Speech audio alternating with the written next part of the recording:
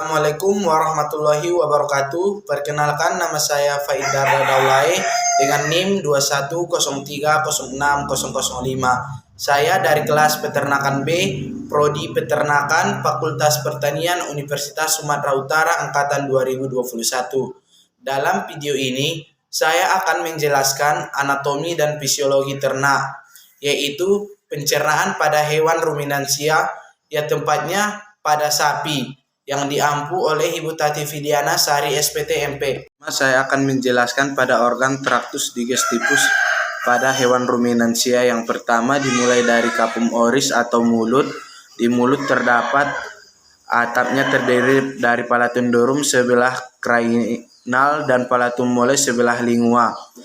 Dentis atau gigi.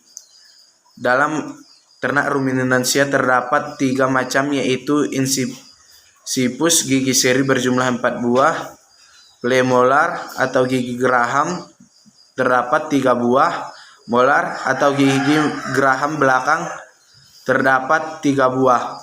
Itu lingua yang dilapisi dengan otot-otot mukosa yang penuh dengan papila yang mengandung syarat-syarat pengecap. Setelah itu paring, pangkal dari kerongkongan. Setelah itu esofagus atau kerongkongan, lanjut dari paring masuk rongga toraks dan menembus diafragma melalui hiatus oesophagus dan bermuara pada ventriculus di rongga abdomen. Setelah itu ventriculus terbagi menjadi 4 bagian, yaitu rumen, retikulum, omasum, dan abomasum.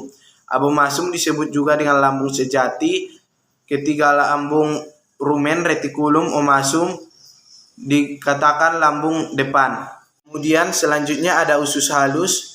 Di usus halus ini berfungsi untuk menyerap sari-sari makanan yang telah dirombak atau diproses di lambung. Kemudian ada usus besar yang berfungsi untuk menyerap air dan pembusukan makanan menjadi feses. Kemudian ada rektum yang berfungsi untuk penyimpanan makanan sementara. Kemudian ada anus yang berfungsi untuk tempat keluarnya feses.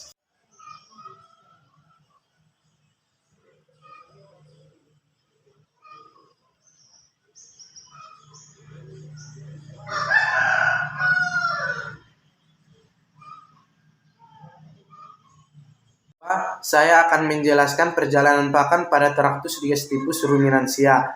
Pencernaan pada sapi dimulai dari mulut. Di mulut makanan dicampur dengan air ludah atau air liur, maka makanan yang masih kasar ditelan melalui kerongkongan atau esofagus, dan makanan yang kasar tersebut ditelan dan disimpan sementara di rumen. Dari rumen, makanan tersebut masuk ke dalam retikulum yang kemudian dicerna secara kimiawi dan dibentuk menjadi gumpalan kecil yang biasa disebut dengan bolus. Selanjutnya, makanan kembali ke mulut atau proses regurgitasi untuk dikunyah kembali atau proses remastikasi, kemudian masuk ke organ omasum atau proses reduktasi. Di dalam omasum, makanan dicerna secara mekanik dan kimiawi kemudian masuk ke organ abomasum. Di abomasum merupakan lambung sebenarnya pada ruminansia. Makanan di dalam abomasum akan dicerna secara kimiawi oleh enzim. Setelah itu, makanan yang masuk ke dalam usus besar. Usus besar merupakan tempat sisa-sisa makanan yang diserap dan bermuara ke rektum, kemudian dikeluarkan melalui anus. Saya akan menjelaskan, ini adalah rumen, ini retikulum, ini omasum,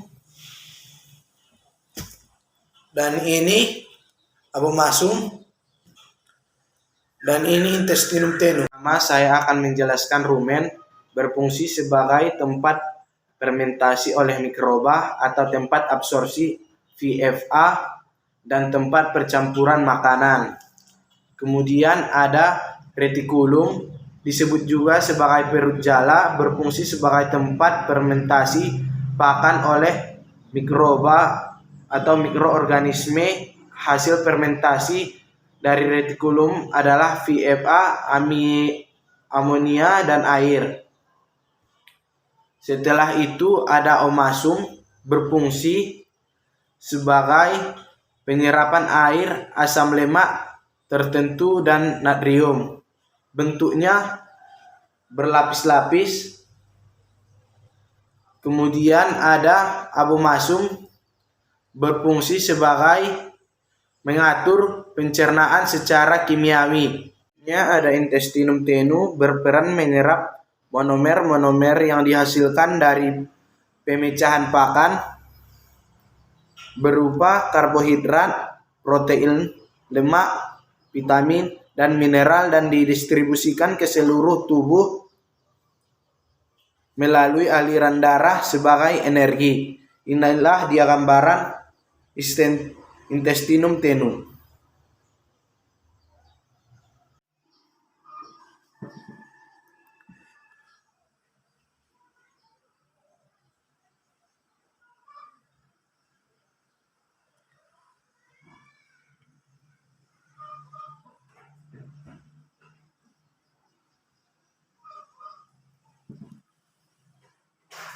Saya akan menjelaskan jenis-jenis mikroba dan fungsi mikroba yang ada pada pencernaan ruminansia.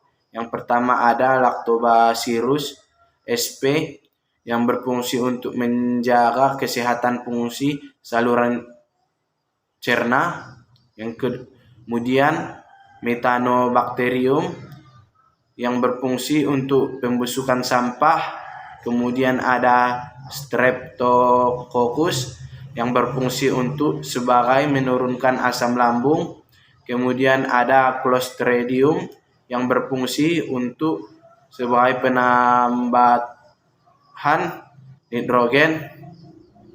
Kemudian ada Clostridium sporogenus yang berfungsi sebagai penguraian asam amino menjadi amonia.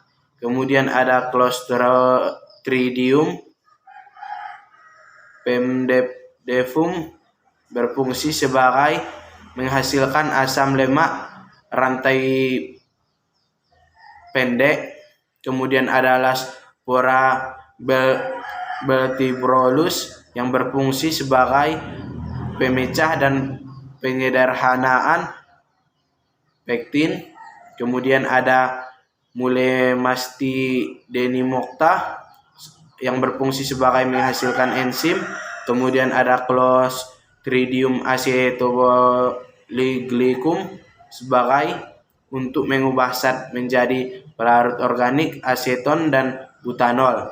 Kemudian ada Ruminococcus albus yang berfungsi sebagai menghidrolisis selulosa. Yang terakhir ada Escherichia coli yang berfungsi untuk membusukkan sistem pencernaan makanan di usus besar sehingga terbentuk feses. Isi video yang dapat saya sampaikan. Kalau ada penyebutan kata saya yang salah, saya mohon maaf. Sekian. Assalamualaikum warahmatullahi wabarakatuh.